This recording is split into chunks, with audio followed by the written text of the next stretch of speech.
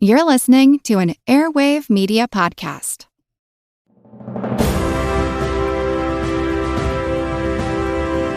Hold your ears, folks. It's showtime. People pay good money to see this movie. When they go out to a theater, they want cold sodas, hot popcorn, and no monsters in the projection booth. Everyone pretend podcasting isn't boring. Turn it off. Turn it off.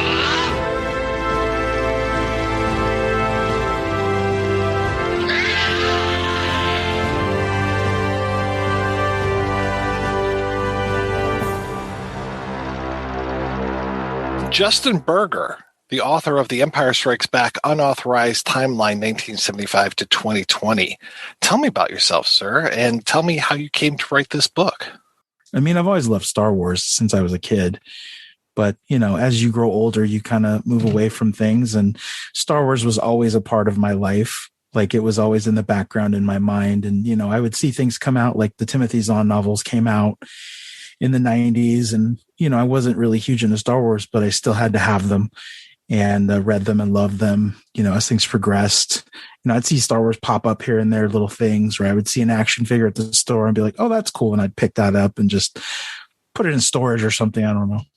So that was my Star Wars experience through life. And then I was, you know, a musician and playing in bands and stuff, did the whole thing, you know, working jobs here and there, doing all kinds of stuff. And then eventually I got into doing a lot of promo stuff. I moved down to LA because I was working with a guy who was doing a movie, and he had written a script and was shooting this film. It was an independent film. And I had always been into movies. I'd always been, you know, had my parents' video camera when I was a kid, and I'm the one who used it all the time and was editing my own music videos and movies and stuff. So I was always into music and movies and all that. So I was down in LA 2006, and then I got, you know, doing a lot of promo stuff, a lot of web stuff, doing MySpace pages for people, because this was when MySpace was a big deal. I ended up working with an artist out of the San Francisco Bay Area. His name is Lyrics Born, and he's a Bay Area hip hop artist.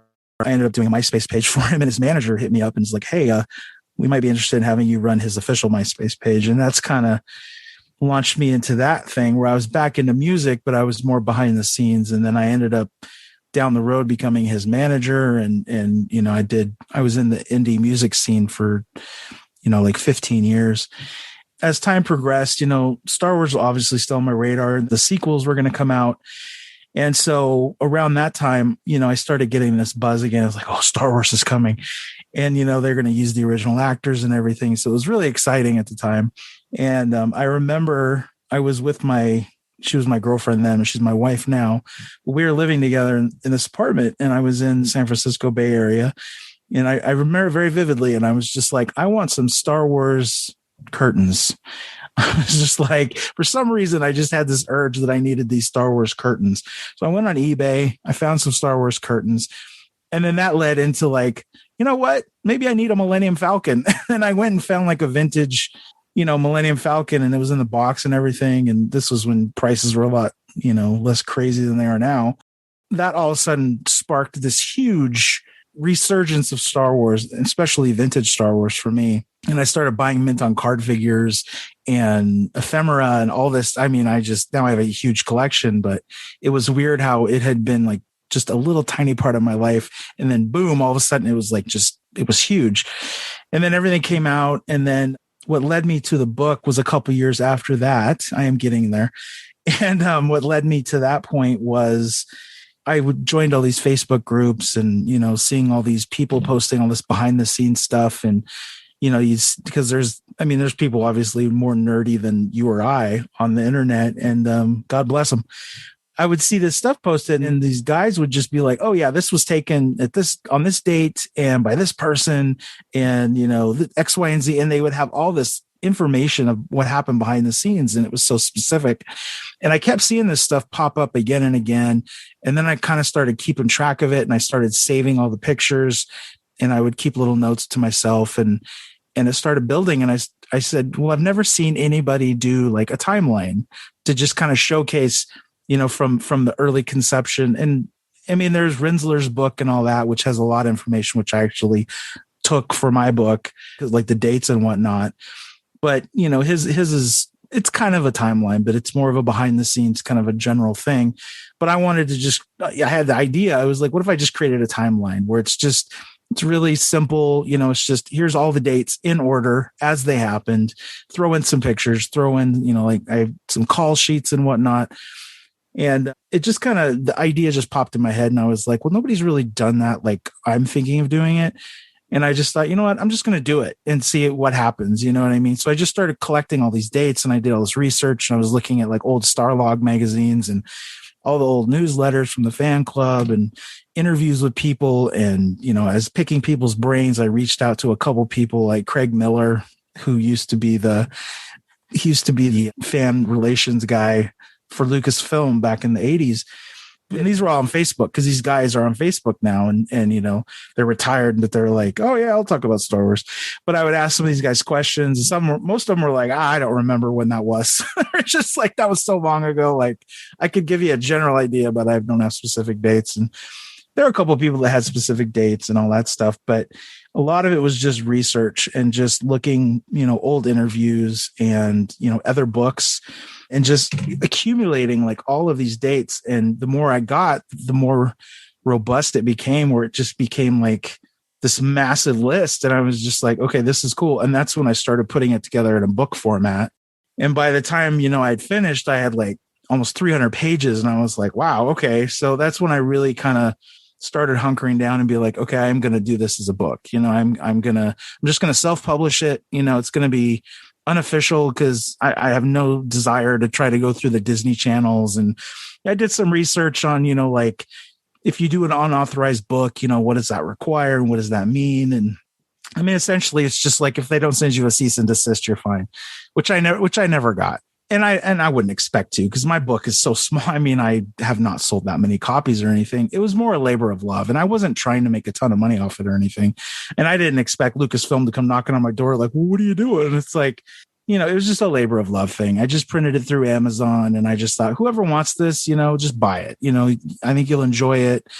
And if nobody wants to buy it, then I guess I just did it for myself, really. And, I had quite a few people in terms of, I guess like I had like maybe 50 pre-orders when I did the first volume. And I thought that was pretty cool. I mean, there was some people who were like, oh, this sounds awesome. Yeah. And it was exciting to have other fans who were interested in what I was doing. But, again, it was never like, oh, I'm going to make a ton of money off this. And I never wanted to, and I never expected to. And obviously I didn't. But I just left it as unauthorized. And I gave credit to, there's photos in the book and I have, everybody has credits for, Lucasfilm or People Magazine or whoever owns the photo. I just tried to do that as much as possible, as like, hey, this is this person's photo, or this is the information is from this person. I probably could have done a little better on my citations, because I didn't really put a ton of like, this is where every single little tidbit of information came from. It was more of a general, like, well, I use Starlog magazine, I use Starburst mag, you know what I mean? Like, I probably should have been a little more meticulous with my citations, but I wasn't, because I've had people ask me like, well, where'd you get that date? And I'm like, oh crap, where did I get that date? And I have to go back and like retrace my steps and find it and be like, oh, it was right here. So that was, if I learned anything, it was like, next time if I do a book like that again, citate everything. But that's really a short version where I came from and how I got to write this book. And like I said, it was a labor of love. I love The Empire Strikes Back. It's my favorite movie of all time. I've loved it since I was a kid. It's been my favorite Star Wars ever since. That's why I did Empire Strikes Back. People were like, well, are you going to do Star Wars or Return of the Jedi? And I'm just like, I'm not really that interested in it. Like maybe, but it took me a little over a year to compile everything for the book and, write it and do everything I did. And I enjoyed it because I love that movie so much. And I think about doing it and I love Star Wars and I love Return of the Jedi. Don't get me wrong, but to do that all over again for those movies, I'm just kind of like, I just don't know if my heart's in it, like it was for Empire. So I think it might just be a one-off thing where it's just like this cool thing I did and it's just whatever, It's still on Amazon if you want to buy it. So I'll probably die and that book will still be on Amazon, which is kind of cool. So that's my legacy in Star Wars, is I wrote a book and, if somebody wants to read it, great. And if not, no biggie. But that kind of, like I said, sums up how we got here and why people are listening to me on your podcast. Well, why Empire? When we were recording our episode about Empire Strikes Back, we kept saying that it was a strange film to like because it doesn't resolve and the bad guys win. What is it about Empire that appeals to you so much? I think that's part of it. It's just like, and I was listening to your guys' Empire podcast, which is, 4 hours long, by the way. I was just like, holy crap. But I did listen to it in chunks, and I was going through it, and I was listening to all you guys talk about it. And I was, resonating with a lot of what you guys were saying about the film. I'm sure there's a lot of like nostalgia attached to it. Cause the first time I saw it, I was like, 8-10 years old or whatever it was. And it just, that stuff sticks with you. But Empire was always just this really cool movie that had so much going on. Like, you start on Hoth, then you're in the asteroid chase, then you're on Dagobah, then you're on Bespin. And it's like all these different locations and, all these new characters. I mean, I love Star Wars, obviously, but I felt like Empire was a step up. Like it was like the next evolution of what Star Wars could be. And I liked the fact that it ended kind of on a dark tone in a way that, it wasn't resolved, that, okay, we get more Star Wars after this, like there's more coming. Like that was kind of exciting. But for Empire, it was just, there's so much going on in that movie with Luke and the training on Dagobah with Yoda. And then, the whole Vader reveal, like all that stuff is just, for a kid, that's just mind blowing stuff. Because nowadays kids are like, oh yeah, okay, big reveal. Like, we saw that coming a mile away. But back in the 80s, like that kind of stuff really wasn't prominent in like, especially movies aimed at kids, but like even mainstream. Like you didn't have something like the lead villain who you think is just some robot monster dude is all of a sudden the hero's dad. You're just like, whoa, mind blown as a kid. So I think that was a big part of it. It was like so different and so unique at the time, which it really was. And I think people kind of forget that because it's been, all that stuff has been done so much now through new movies and everything. Regurgitated and homages paid to it and all that stuff, which is great. There's nothing wrong with that. But I just think, kids today, and I sound like an old man. Well, kids don't know what it was like, but it's true. It's like when you're a kid growing up in the 80s, like something like that was so new and so different that you were just totally blown away by it. At least I was. I think it just always stuck with me because it was such a great movie. There's so many great one-liners in that movie. It's funny, it's exciting, it's dangerous, it's exhilarating. It's just, there's so much going on in that movie. I just feel like they crammed as much awesomeness into it as they could. And it's well done. Like to me, it still holds up as a perfect film. Like I'm pretty jaded, I guess, these days as I get older, but I really, if I objectively look at Empire, sure, I could nitpick little things that are wrong with it or whatever. But by and large, I would say that movie really holds up as just a great piece of entertainment. That combined with just, like I said, nostalgia and the fact that it blew my mind as a kid, it just kind of stuck in my heart and it's still there. And I think it'll always be there. It is literally my favorite movie of all time. Like I can go back and watch that movie anytime, any day, ever. And I'm just like, love it just as much as I did the first time. My friend Dan and I he actually helped me edit the book, but which was kind of cool because we were childhood friends and we actually went and saw Empire last year when they re-released it for the 40th anniversary. And one of the interesting things too is I wasn't trying to coincide with the 40th anniversary, but when I was writing the book, the 40th anniversary was coming up. Honestly, when I started it, I didn't even realize it. I was just wanted to work on the book. And then all of a sudden I realized, oh crap, this is going to coincide with the 40th anniversary of the film. And I thought that was kind of cool. And I was like, okay, well that was kind of kismet, you know what I mean? The way that worked out. But anyways, my friend Dan who's my childhood friend. He helped me edit the book and the two of us got to go see Empire when it was re-released last year in theaters, and this was during COVID. So we were both kind of like, should we? And I was just like, yeah, we should. And honestly, there was nobody there. It was perfect because it was just me and him, empty theater. And it was Empire Strikes Back. And I loved it. It was heaven, and it was like, we were clapping and cheering and booing and hissing, just having a good time and, really getting into it. And even though it's the special edition version that they play now, it's still, they did the least amount of tweaks to that, at least, luckily. But that movie is just such a great film that, it was really exciting to be able to see it on the big screen again for the 40th anniversary. So.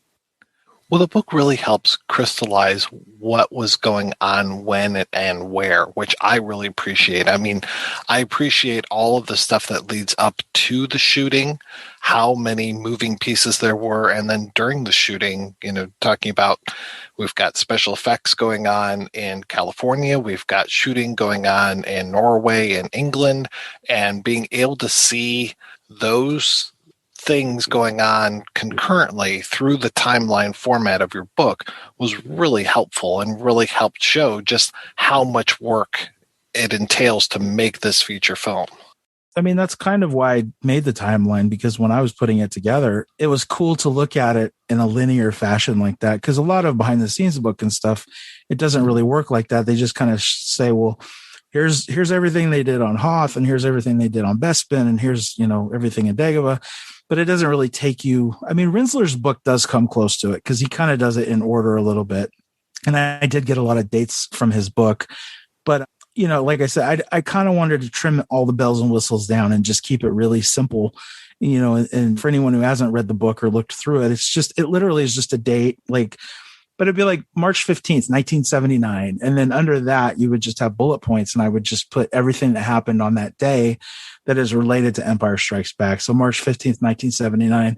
First of all, we've got a production call sheet, which I included. I tried to find as many of those as I could because I just thought call sheets to me are just a fascinating piece of film history, because it's what they were doing on those days very specifically. And you've got all the actors on set, all the stuntmen, who was doing what were the props needed. So it really gives you an awesome insight into what on any given day, a film production was doing. So I think I found like 50 call sheets or something. And I found them through, there was some posted online. There was some through prop store website. Like they would post them up for auctions.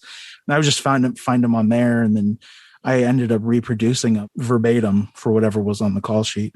And I just thought it was a cool thing to include. I think it was my wife actually who suggested it, because I was using them as a reference. And she's like, well, why don't you just put the call sheet in the book? And I was like, oh, you're genius. And it really, that helped a lot, because I really felt like that helps people kind of keep them on track throughout production, because they get to see that call sheet, like I said, and get all that information like instantly. Sorry, but back to the thing, like I'm saying. So for the book, you would see March 15th, 1979. We have a production call sheet, page 77, which is the next page. We got the scene in which the Millennium Falcon escapes through the teeth of the giant space slug, is shot from the interior of the Falcon, blah, blah, blah. Mark Hamill's fitted for wardrobe, rear undercarriage of Millennium Falcon, blueprint drawings completed at ILM. The studio shooting schedule is sent out to cast and crew. So it's just like whatever happened on that day that I could find that had to do with Empire, I just listed it under each date.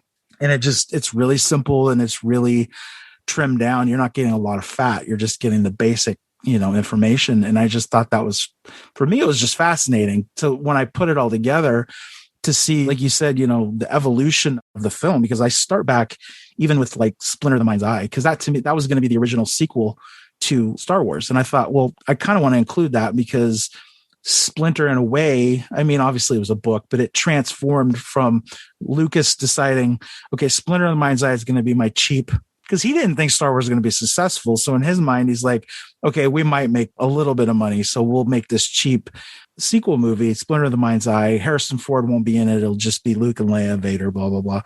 And then once it hit the box office, all bets were off. And it was like, okay, screw that. We're doing like this big budget thing. And so I included Splinter of the Mind's Eye just for that reason. But, I go back all the way to 1975, where you had, Ralph McQuarrie did a concept painting for Star Wars of a floating Imperial prison, which that originally was going to be instead of the Death Star. I'm sure most of you already know this, but it was a floating Imperial prison where they were going to go rescue the princess, or they were going to get the Kyber crystal or whatever. I mean, there was so many changes going on. I'm not sure exactly what was going on with the Imperial prison concept, but McQuarrie had basically made this design. And if you look at it, it's Cloud City. And so that was clear back in February of 1975. So that's kind of where I started the book, because I was like, okay, this is essentially like the earliest anything Empire related that is in existence. And I thought, let's just start there and then move forward. And so like 1975, it's literally like one date, which is just that date of the concept art. And then you move into 76, and then you got a couple more dates Actually, I think it's just one more date where it's Alan Dean Foster talking with Lucas about Splinter. And then 77 rolls around, and then, everything kind of goes from there. It was such a fun book to write. But once it all got laid out like that, it was fascinating to me because I'd loved this film so much and I'd never seen it even in that format for myself. So to see it all laid out in like linear order just totally changed my perception of the making of the film. And I don't know, it was a lot of fun to put that all together. Well, it's really neat too. I know we mentioned like Deep Roy was a double for Yoda. I didn't realize that he was a double for R2 as well. Yeah. See, that's the thing that you discover when you're going through like these old call sheets and stuff. And, even like Rinsler's book and Alan Arnold's book, stuff like that. But there's these little tidbits of information that some of us know and some of us don't know, and some of us know one thing and some of us know another thing. And as all these fans, it's funny when you go online and you're talking about this stuff, you always get these fans, and I do this too. We're all guilty of it, but it's like when one person's talking about a subject, then you have like fans chime in with these little tidbits of information surrounding it. Yeah, well, then there's this little thing over here. And it's just funny because everybody wants to kind of chime in. And it was honestly that kind of energy that helped me want to write the book, is because I said, there's so much information, little tidbits here and there. I kind of want to just bring it all together into one place so we can all just have this reference book for Empire, because it's such a great movie. But yeah, the thing with Deep Roy, like I didn't even know that until I saw the call sheet, and I was like, oh, that's interesting. So there's a lot of little things like that I didn't even, there was a lot that I didn't know until I went and researched some stuff, and I was like, oh, okay.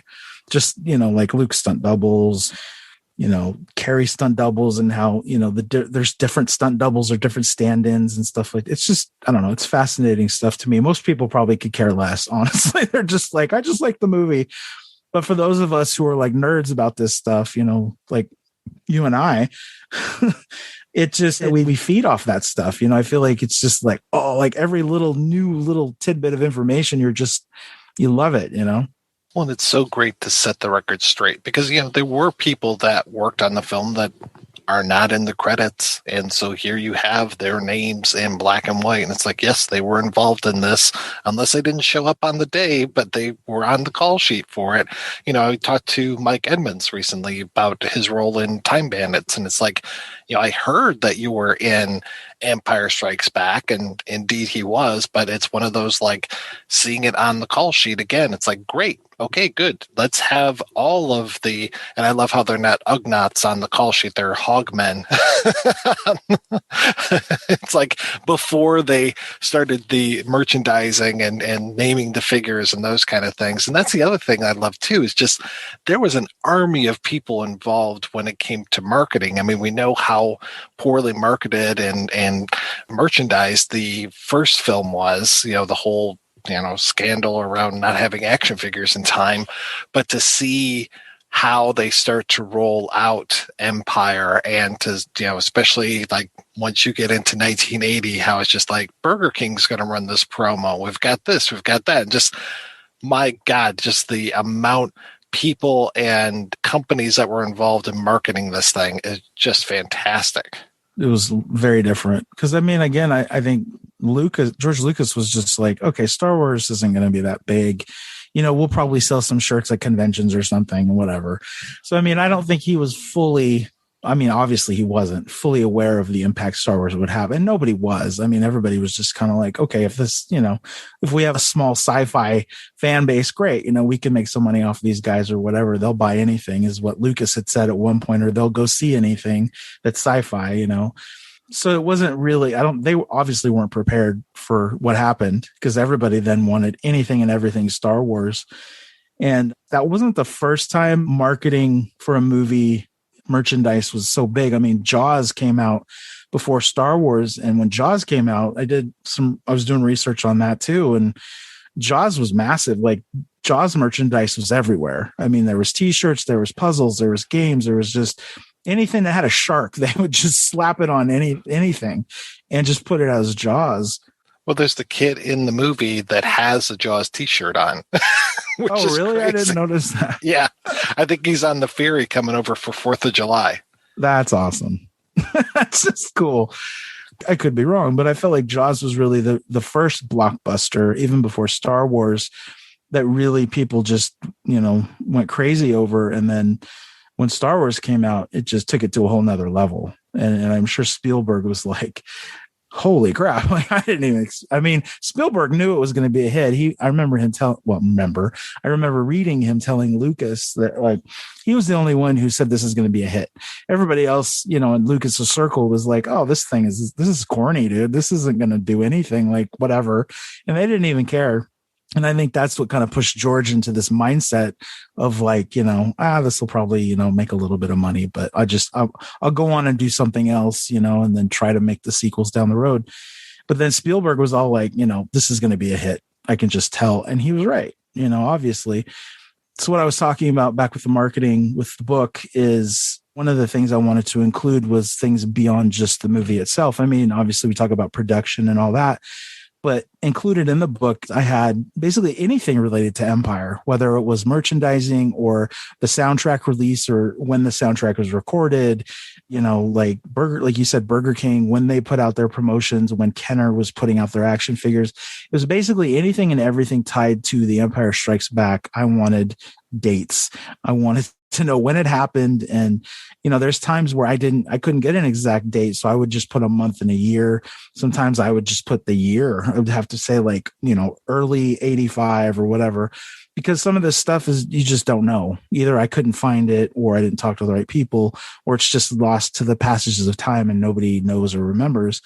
And a lot of that stuff too, I think with companies, it was, that they didn't really have concrete dates for stuff. It was kind of loose when they would, market stuff like third quarter or fourth quarter or whatever like that. So I tried to find as specific dates as possible, but sometimes you're just stuck with like, well, March of 78, this happened, or, spring of 89, this happened. By and large, I tried to keep the dates as specific as possible, but I did want to include just everything. I mean, it's not just, the original release. I mean, I go into the special edition and I go into like the release of action figures, all the way up through 2020, basically everything that has been going on with Empire 75 through 2020. I literally wanted to include as much as possible. And there's a lot. And that's why the book is over 300 pages. Because as I kept adding dates and all these little things, it kept growing and growing. And I was like, holy crap. But it was just awesome to have all that in one place. But I mean, we're talking like, Hasbro, like as I was writing the book, Hasbro would be like, oh, we're releasing new figures for the, 40th anniversary. And I'd be like, oh, now I got to add this in my book. So I'd have to reformat the end of the book and like add more dates, which was great. Cause the more, the better in my opinion. But it was a little frustrating because I was like almost done with it. And then all this new 40th anniversary stuff came out. And I was like, I didn't really anticipate that, even though I should have. That's like, duh. But and there's obviously stuff missing from 2020 that, because you got to publish the book at some point. So you can't really just have everything. But I did end up doing a collector's edition of the book. And what that is the first book is just black and white. It's just, there's no color in it. It's just a really simple black and white book. And I looked into printing with, different, like a hardcover and all that. And that stuff was so expensive. And I was just like, this is too much. Like, I just want to keep it simple. This is just a labor of love. I don't want to get all involved in hardcovers and, full color photographs and all that stuff. Like, let's just keep it simple. But I did the black and white. And when I was making the book, everything was in color because I was just pulling images and all that kind of stuff. And I was like, man, it looks so good in color. Like, I really wish I had done it in color. So I decided, I kind of took it from when Empire came out, they released the Empire Strikes Back collector's edition book, where it was what they would give out at theaters, where it was just the souvenir magazine. And at the top, it was just collector's edition and had that red bar across the top. And I wanted to kind of implement that into my book. So what I did is the collector's edition just has a red bar at the top, says collector's edition, different cover, slightly different. All the images are different on film strip across the front. And then I think I added, because by the time I was going to put out the collector's edition towards the end of 2020, there had been, some other stuff that had come out. And actually there were some errors that I had found in the first edition. So I wanted to change those. With Amazon, you can go in and update your print file.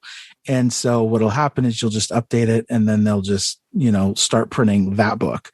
So there was actually some mistakes I had found through the book. So I would just update it randomly. So some of you who got the very first versions, that version does not exist anymore. So I guess you'd call that a collector's edition, but I did make some changes. So the version that you would order from Amazon as of today is not the same version you would ordered from Amazon like a year ago.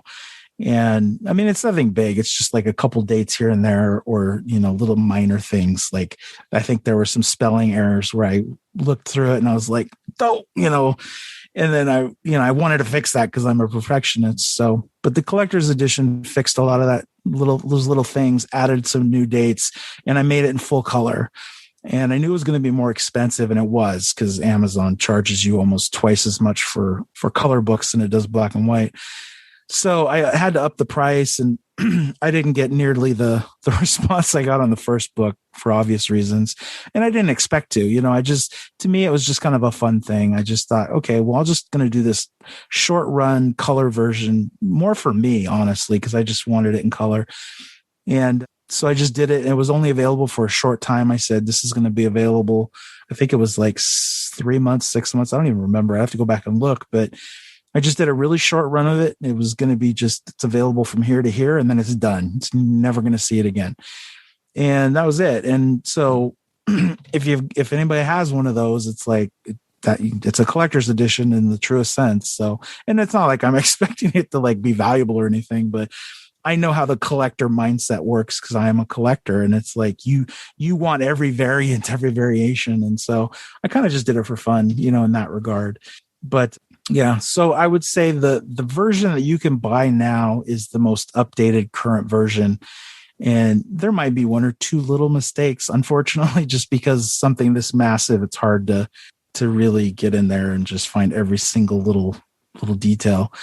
But and I don't have a professional editor either. Like it was me and my friend who is, he's smarter than I am. He's a great, like, he reads books like crazy. Like, the guy is just an encyclopedia, but he really helped me a lot with grammar and punctuation and stuff like that, and just really helped me proof the book. And I learned a ton from him, and, obviously went online and learned how to do certain things and use the proper use of certain punctuation and all that. And that was a huge learning experience. And so that really helped me. And then after I did my book, I got involved with Kim Simmons, who was the original photographer for Kenner when he was putting his books out, his photography books. I can't remember how it happened. I think he had contacted me because he'd seen that I had done Kickstarters before, and he wanted to do a Kickstarter. So he had asked me, and I ended up helping him with the Kickstarter. And then when it came time to proof his book, he asked me just if I wanted to take a look at it. And I just said, oh, sure. And I started going through it, and I saw all these mistakes that I now knew that they were mistakes, like in terms of, punctuation and grammar. And so I just said, do you mind if I kind of just go through this, like from a proofing standpoint? And he's like, oh, sure, whatever you want. And I just redlined the whole thing. I just went through and crossed out stuff and said, should be this and this should be that. And it was really cool because I got to use those skills for like another project, and then basically, proofed his second book and his first book, and then ended up doing the third one too. So I don't know. I'm leaning towards being a proofreader now with those skills, but I still have a lot to learn, obviously. But it's been a fun experience, because if I had never done the book, I don't think I ever would have been able to do any of that. It's been a lot of fun. Just everything that's come out of that book, I guess you would say. It's so neat to just be able to flip through it and see stuff like randomly. I go through and it's like, oh, Toy and Hobby World run a Kenner ad for the Empire Strikes Back toys, including Han and Hoth outfit as well as Lando Calrissian. None of these figures were ever released. It's like, okay. Or even flipping the page. It's like, I've always been under the impression that it was Marjorie Eaton who was doing the Emperor, and then only to find out, nope, she was replaced by Elaine Baker at the end, Rick Baker's wife. No, that she did do it. Okay. That information is actually wrong. I must have an early draft. You probably do. See, what happened was in Rinsler's book, he actually was the one who made that claim that Marjorie Eaton did not do it, and it was Baker, and that's where I got that information. And it actually came out after his book came out. A lot of people were like, no, that's not true. And what ended up happening is Baker, it was Rick Baker's wife, basically. She just put on the prosthetic as a camera test. And then Marjorie Eaton actually did come in and do the actual filming. When I found that out, I was like, oh no. But I'm pretty sure in the latest version of the book that I did change that. In fact, I know I did. I remember doing that. So, but it's just, it's things like that. It's like you try to find facts and you try to find like what's true and what's not. And, because there's so many rumors. And then you look at something like, Rinsler's book that is like the defining behind the scenes book. So you think everything in there is just, this has all got to be legit. I mean, he's talking to George Lucas, he's talking to Lucasfilm, and you find out even his book has got errors in it. And it's a learning experience. And that's what is kind of exciting to me about all of this is just, it's a piece of history. And it's just, the older we get and the further back it goes, all this stuff's going to be lost. Like these people are going to start dying who are involved with this. And I wanted to just capture, like I said, as much information as possible, just to kind of preserve it in like one volume where it was just like, okay, this is kind of definitive timeline of events. And, like I said, that was probably the biggest error I think that was in the book, which I did change, but I think I got a birthday wrong in the back. I can't remember who it was, but one of the birthdays, I know. And I felt really bad about it. I was like, because if they were looking at that and they were like, hey, that's not my birthday, I would be like, now the whole book's in question. Now everybody's going to think I'm a fraud. No, it's one of those things. It's like, you really want to be as accurate as possible.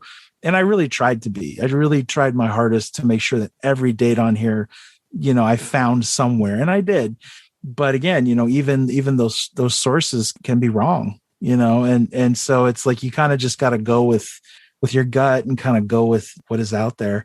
Luckily, like I said, the Eaton thing, the Baker thing, that was really, to me, the biggest faux pas, I guess you would say, of the book, of Rinsler's book. Even everything else, I think, is pretty legit in terms of, finding actual dates and information out there. And it was a lot of scouring, like I said, going through old Starlog magazines from like the 80s. And, it's just interesting what was in those interviews with people and the things that they would talk about. And it's just, you kind of forget about it because, you don't read that stuff every day. It just kind of sits in your collection or closet or whatever. And when you go back and flip through those, there's so much information. And it's current, it's like, that's what was going on at the time. Like, I think there was one where they were interviewing Irvin Kershner and he was literally doing voiceovers, the ADR for Empire, but they were interviewing at that time. So that stuff's interesting because, it's like, it's not a memory from 30 years ago. It's like, you're literally getting it from the horse's mouth as it's happening, which was probably one of the best things, was to get stuff at that time period in the 80s. Where, a lot of the toy stuff and the merchandising stuff, there was catalogs that certain people had that, I would ask them, I was like, hey, because they would like post it, because fans like to post all their stuff. So anytime I saw somebody post anything Empire related and there was any kind of date or anything that might be connected, I'd be like, hey, can you send me some photos of that? Because I'm writing this book and I would really like to know. So like some of these things, it would be like the marketing brochures, that they would send to retailers, and it would say, okay, this is when this is coming out, like Slave 1 is being released on this date or this, during this quarter. So it was like, even stuff like that, I would get really excited to get that information, because that information is not something that, that most people know or would be readily available to the public. So I really wanted to find those obscure dates of just random stuff that is just like, oh, well, that's kind of interesting. I mean, for people like us, it's probably like, oh, that's fascinating. I'm sure most people would be like, who cares? Like, why does that matter?